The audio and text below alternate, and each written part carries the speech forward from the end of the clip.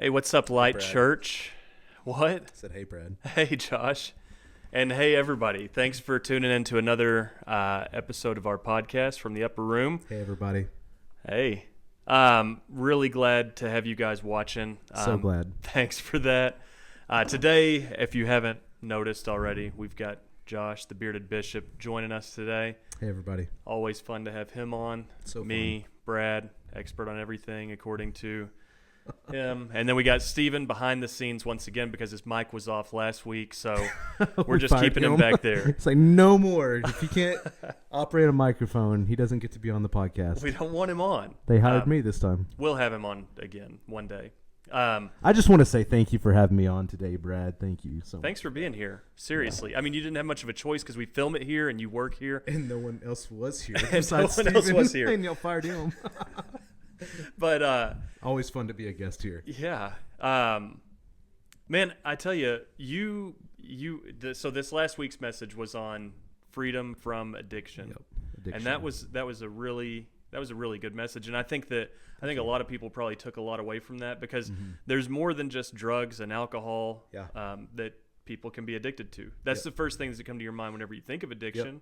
Yep. Whenever I was putting that together, I really had to position my mind to where it was like I cannot only think about drugs, alcohol, and gambling whenever I put this message together because that's not all that addiction is. No, not even close. There's so many more facets out there. Yeah. Like, I didn't even think about work. I'm not addicted to work. No, you're not. But you can be addicted to work. Yeah. I mean, there's people that work their lives away, you know. Absolutely. You know, working into the midnight hour at their house, bringing their work home with them, which is foreign to me, but it's a thing.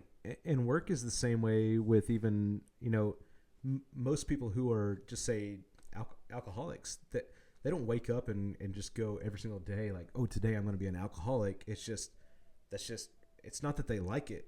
They just are addicted to it. And that's, the more I thought about being addicted to work, because I'm there and I've been there, is that it's not that even that I like work. I'm addicted to it in a really weird sense of, a way of the term of addiction. Mm-hmm. Yeah. Things for me, I mean, I've struggled with addiction in the past. I've had my fair share of drugs and alcohol.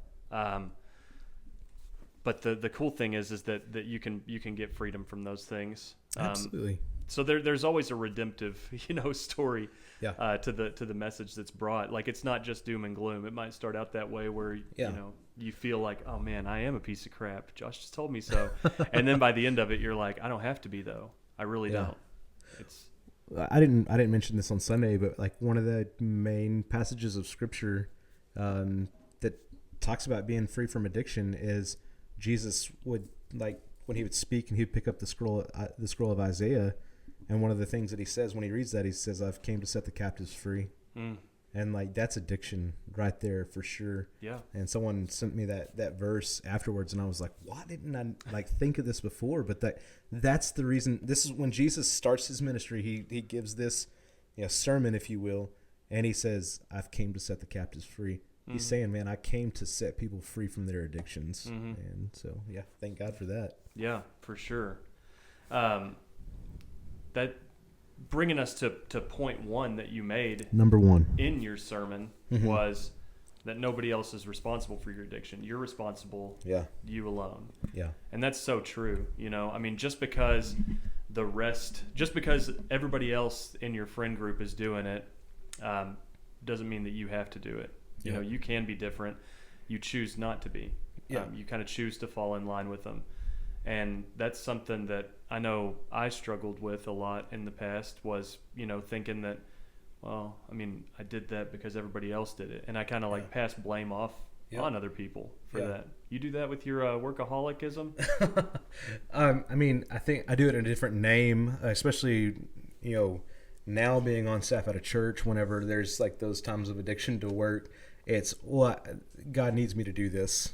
The church needs me to do this. And while there are circumstances where it's like, hey, on my day off, I might be in the hospital, visiting people or whatever, those things are okay. But God's never going to ask me to to love something like work more than my family. Like that's never going to be the case.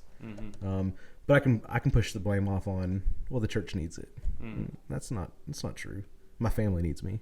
Well, we were talking about that we had breakfast this morning, and we were talking about that. It was a very good breakfast. It was. It was delicious. Shout out to JR's. And shout out to Tire Daddy. He was there too. He was. Remember Big Tire Daddy. That was a good breakfast with him. It was. Yeah. He ate 2 sandwiches. He did. He's addicted to their breakfast sandwiches. But we were talking about that, at breakfast today, about how you're not going to look back at your life and say, man, if only I would have worked that Saturday. You want, everybody that, like, if you read Deathbed Confessionals, it's always their regrets are not spending more time with their family, Yep. Yeah, not being more present. Always. So I was gonna get to that actually too, but addiction steals everything from you. It steals your joy. Yeah. And your point number 2 was time to rebuild. Yeah. So what does rebuilding from addiction look like? So in the manner that we talked about it on Sunday was in verse 10, where it says, create in me a new heart. And he says, renew a loyal spirit within me. And I think rebuilding from addiction is, number one, like you said, is it's recognizing that your addiction is your problem, because David says it's my sin, it's my guilt, it's my rebellion. I have sinned. It's David puts the blame on himself, not on anybody else for what he's done. But rebuilding, it looks like the way that things are working haven't been working, or the way that things that I have been doing things are not working anymore. And David says, create in me a new heart. So to me, that's God, rebuild my heart. Like, I thought that I was pretty good, pretty solid. The Bible says David was a man after God's own heart. I thought I was pretty good, but it turns out I do have quite a bit of weakness within me, because I've committed this great sin. And so it's just saying, let's try something different. Let's get a stronger foundation. So for everybody, that's going to be completely different. But rebuilding, sometimes, when I was in construction, sometimes rebuilding was as simple as, you go in and you put a new backsplash in, you paint some walls, and that's what rebuilding looked like. And sometimes rebuilding looked like, hey, we started tearing out some sheetrock and started noticing some mold. And so we ripped everything down all the way to the studs, and, you got down to just the skeleton, and then you rebuilt from that. Because here's the deal. If you rebuild and you just go, if you notice that there's a little bit of mold behind the wall and you just kind of patch it up and put some paint over it, it's going to surface again. Like, it's not going to actually ever be healed. If you rebuild, create in me a new heart. Like, and that's you saying this to God. Get down to the skeleton of me, search my heart, know where I am weak, and rip it out of there. And then let's rebuild from that. Don't leave anything untouched that needs to be touched. Good news is Jesus was a carpenter. He was a carpenter, no doubt. Probably the greatest trade outside of being a preacher, for sure. I hope he was a good carpenter. I would imagine he was pretty decent, yeah. But the good news, I mean, you were talking about in terms of a house and rebuilding. If Jesus is your foundation, that's the biggest key right there. Yep. Because a strong foundation is going to be, I mean, that's your stronghold right there. I mean, having a good foundation. Yeah. I mean, the Bible talks about that, the man who built his house on stone versus who built their house on sand. Yep. And the house that was built on sand crumbles. Yep. So Jesus being the foundation, that you can rebuild from there. Yep. Every time. I've seen firsthand in our house what foundation issues will do. And you start to notice a little crack here and a little split over there. And foundation issues that are left untouched will completely destroy your house. And before long, everything has cracks. You got cracks on the walls, your trim is cracked out, your flooring is popping up, even to places where, like, our cabinets were splitting apart because of some foundation issues. And we had to go back in, and it was a ton of work. Thing is, it starts out small. I noticed a couple things here and there.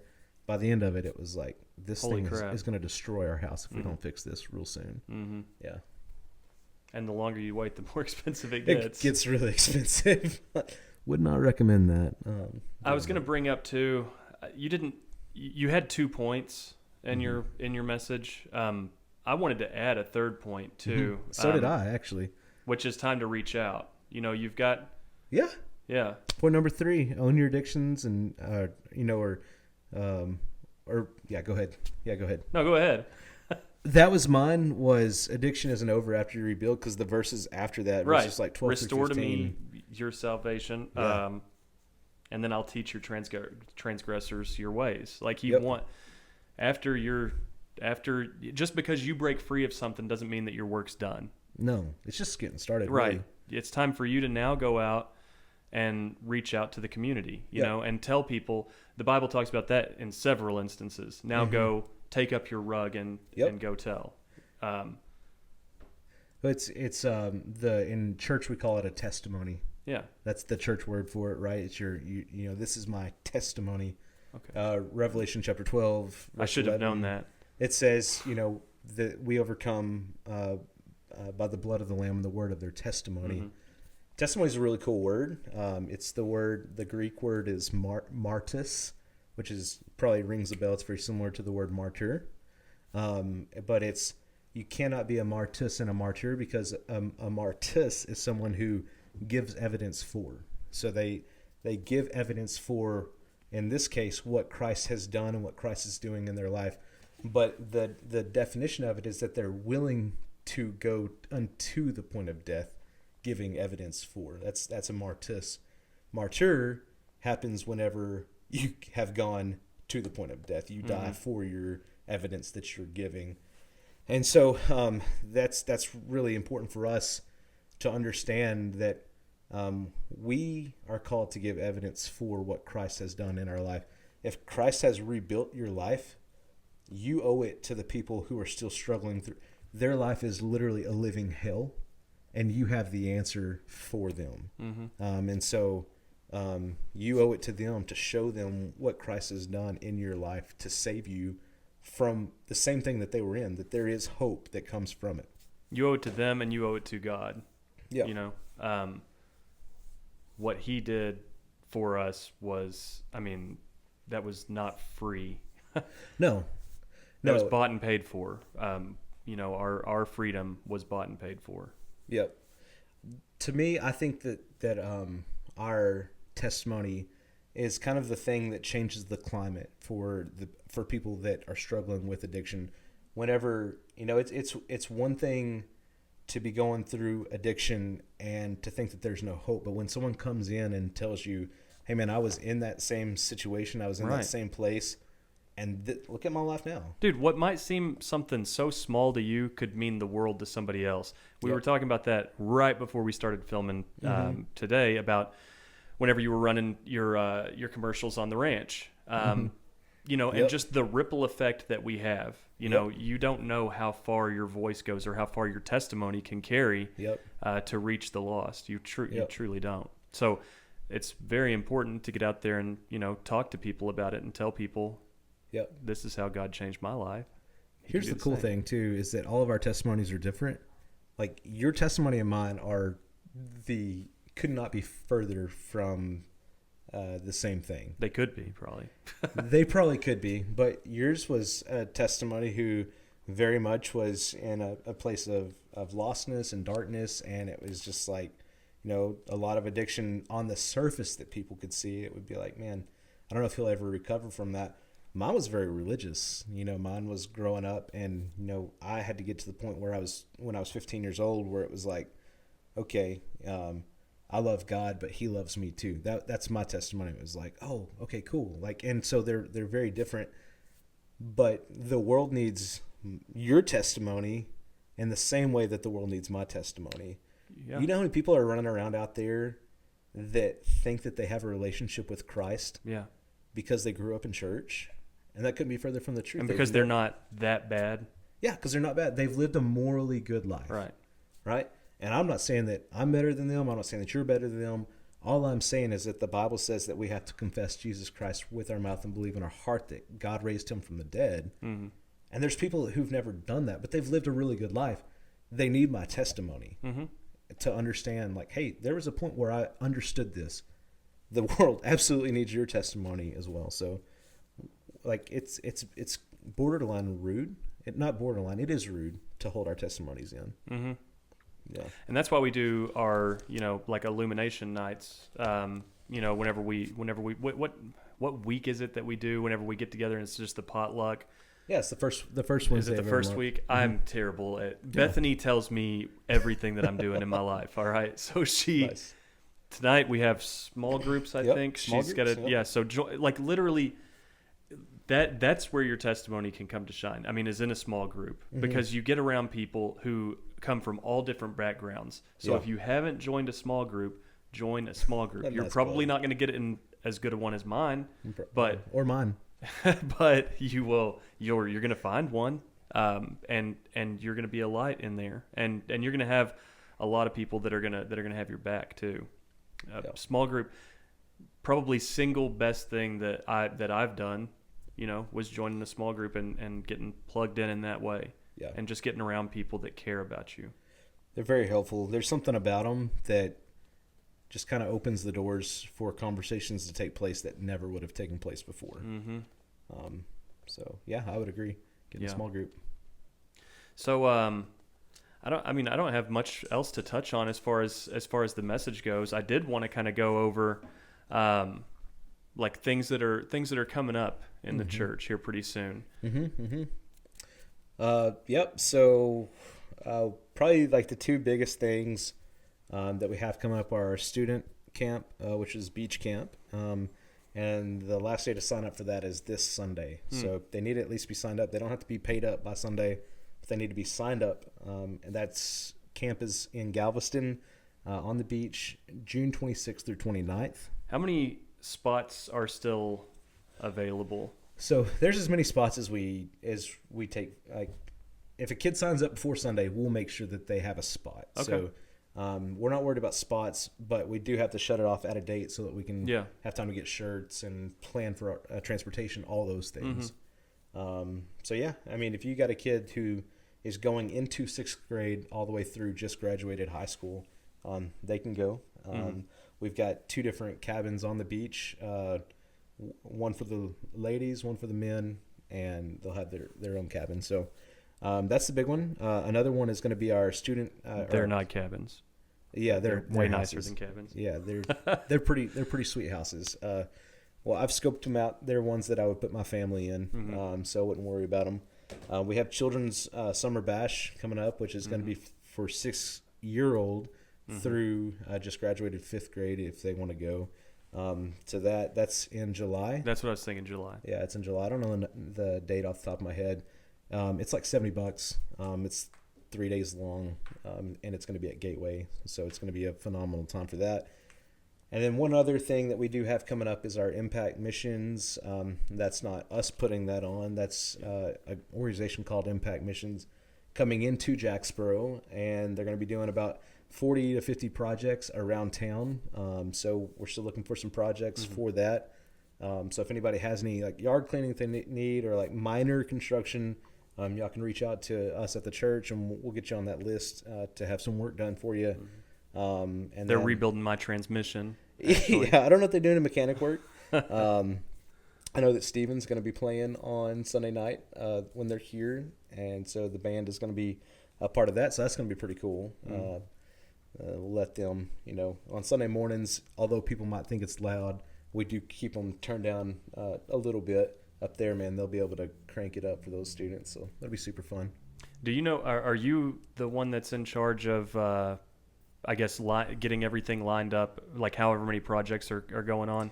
I'm taking the paperwork in for the project, so... So how many spots are there available?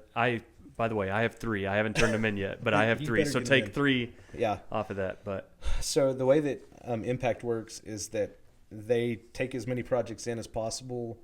Whenever the week is over, if the projects haven't got done, they turn those projects over to the local churches to finish. So I guess there's really not a shut off on that.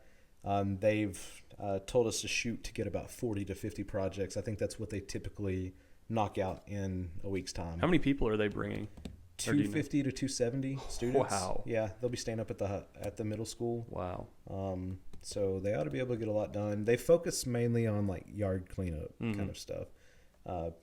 Minor construction, wheelchair ramps and things Painting, like that. whatever. Painting, yeah, they'll do that stuff. So should be a huge benefit to our community. Really grateful that they're coming in. Yeah. No, that's awesome. That will be good. Mm-hmm. Anything else going on? Oh, my wife's birthday is coming up, actually. Yeah, there you go. On Tuesday. Throw that one out there. Yeah. And Toby's. Yep. Also on Tuesday. Yep. No, I don't necessarily have anything. It's about to get pretty busy, though. I do know that. Steven, anything to add? Can't hear you. He's All like, right. yeah. Even if he was talking in his mic, we wouldn't be able to hear him right now. Man, thank you for watching another one that we put out. It's always fun to do. We have a really good time doing these, and we love basically just kind of giving y'all like a little refresher from the service that we had the previous Sunday. It's always fun, and we love you guys. We'll see y'all tonight. We'll see y'all Sunday. We'll see you when we see you. I'll see you later, Brad. Not if I see you first. I'll see you first. Bye, Brad, and bye, everybody.